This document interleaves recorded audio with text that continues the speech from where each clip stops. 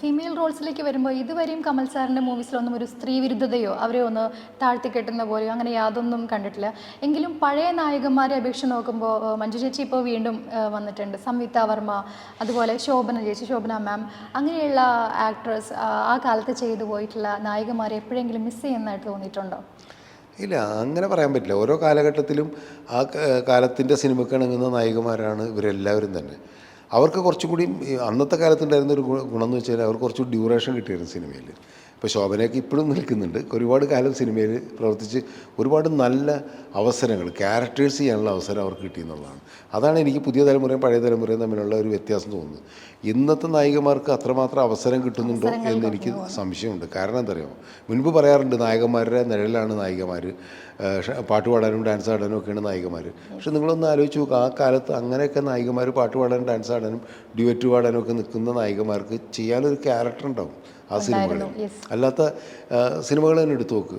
അങ്ങനെയുള്ള സിനിമകളിൽ ഈ നായികമാരും ഈക്വലായിട്ട് ഇപ്പോൾ ആറാം തമ്പുരാൻ എന്ന് പറഞ്ഞ സിനിമയിൽ മോഹൻലാൽ നിറഞ്ഞാടുമ്പോഴും മഞ്ജു വാര്യരൊപ്പം നിൽക്കല്ലേ, അവരുടെ ക്യാരക്ടർ മോശമാണോ?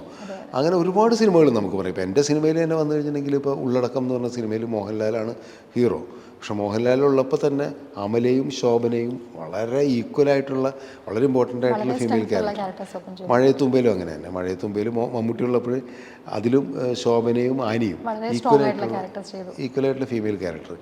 പിന്നെ ഉണ്ടല്ലോ അഴകിയ രാവണനിൽ ഇപ്പോൾ മമ്മൂട്ടിയുടെ ഒപ്പം നിൽക്കാവുന്ന ഫീമെയിൽ ക്യാരക്ടറാണ്. ഈ പുഴയും കടന്നിൽ മഞ്ജു, മോഹിനി, ചിപ്പിയൊക്കെ തന്നെ ദിലീപിനോടൊപ്പം നിൽക്കുന്ന വലിയ ക്യാരക്ടറാണ്.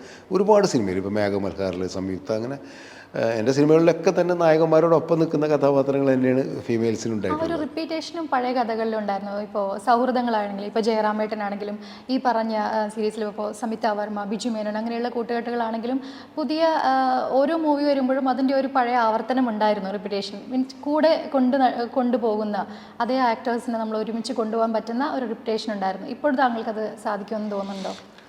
അല്ല, അന്ന് സിനിമയിൽ അങ്ങനെ ആയിരുന്നു. ഇപ്പം ഞാനൊരു സിനിമ കഴിഞ്ഞ് ആ സിനിമ സക്സസ് ആയി കഴിഞ്ഞാൽ, അല്ലെങ്കിൽ സക്സസ് ആയില്ലെങ്കിൽ പോലും അടുത്ത സിനിമയിൽ അതേ നായകനോ നായിക വന്നു കഴിഞ്ഞാൽ ആൾക്കാർക്ക് ഒരു പ്രശ്നം തോന്നാറില്ലായിരുന്നു. ഇപ്പോൾ ജയറാമിൻ്റെ സിനിമയിൽ കണ്ടിന്യൂസ് ആയിട്ട് ഒരുപാട് സിനിമയിൽ അഭിനയിച്ചിട്ടുണ്ട്.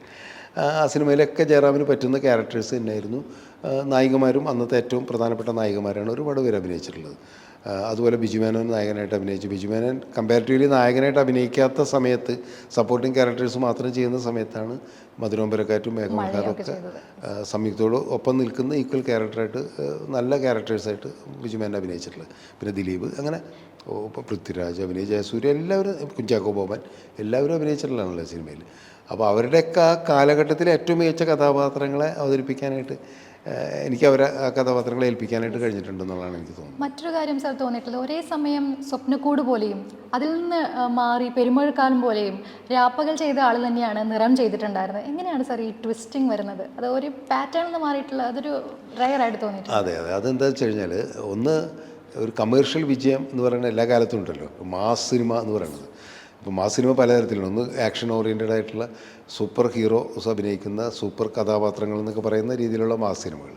ഞാൻ അത്തരം സിനിമകൾ അധികം ചെയ്തിട്ടില്ല. ഞാൻ ചെയ്തിട്ടുള്ളത് ക്യാമ്പസും അതല്ലെങ്കിൽ യങ്സ്റ്റേഴ്സിന് പറ്റുന്ന അതിലുള്ള ഈ പ്രണയമൊക്കെ നിറഞ്ഞിട്ടുള്ള സിനിമകളാണ്.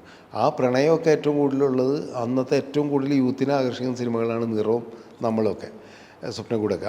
അത്തരം സിനിമകൾ ചെയ്യുന്ന സമയത്ത് തന്നെ എനിക്ക് തോന്നുന്നത് അത്തരം സിനിമകൾ പ്രദർശന വിജയം നേടുമ്പോഴും ഒരു ഡയറക്ടർ എന്നുള്ള രീതിയിൽ അതിൻ്റെ ഒരു ക്രാഫ്റ്റും ഒരു സ്ക്രിപ്റ്റും കുറച്ചുകൂടി ഡെപ്തിലേക്ക് പോകുന്ന സിനിമകൾ ചെയ്യേണ്ടതുണ്ടെന്ന് തോന്നുമ്പോഴാണ് നിറം കഴിഞ്ഞ ഉടനെ ഞാൻ മധുരോമ്പരക്കാറ്റ് ചെയ്തത്. അതുപോലെ തന്നെ പെരുമഴക്കാലം ചെയ്യുന്നത്, സ്വപ്നക്കൂട് കഴിഞ്ഞ് പെരുമഴക്കാലം ചെയ്യുന്നു, മഞ്ഞുവെള്ളം കിട്ടി ചെയ്യുന്നു. ഓരോ സമയത്തും അങ്ങനെ സീരിയസ് ആയിട്ടുള്ള സിനിമകൾ ചെയ്തിട്ടുണ്ട്. ഇപ്പോൾ രാപ്പകൽ എന്ന് പറഞ്ഞ പടം ഹിറ്റായിട്ട് ഓടിക്കൊണ്ടിരിക്കുമ്പോഴാണ് ഞാൻ കറുത്ത പക്ഷികൾ തുടങ്ങുന്നത്. മമ്മൂട്ടിനെ വെച്ചിട്ട് ഡീഗ്ലാമറൈസ് ചെയ്തിട്ടുള്ള ക്യാരക്ടർ വെച്ചിട്ട് വളരെ റിയലിസ്റ്റിക് ആയിട്ടുള്ളൊരു സിനിമ കറുത്ത പക്ഷികൾ. അങ്ങനെ എല്ലാ കാലത്തും അത്തരം ഒരു ബ്ലെൻഡ്, അങ്ങനത്തെ ഒരു സിനിമയും ഇങ്ങനത്തെ ഒരു സിനിമയും ചെയ്യുന്നു. അപ്പോൾ എനിക്ക് ഇഷ്ടപ്പെട്ട സിനിമകളാണ് ഞാൻ ചെയ്യുന്നത്. എനിക്ക് അതിനെക്കുറിച്ച് അത്രേ പറയാനുള്ളൂ.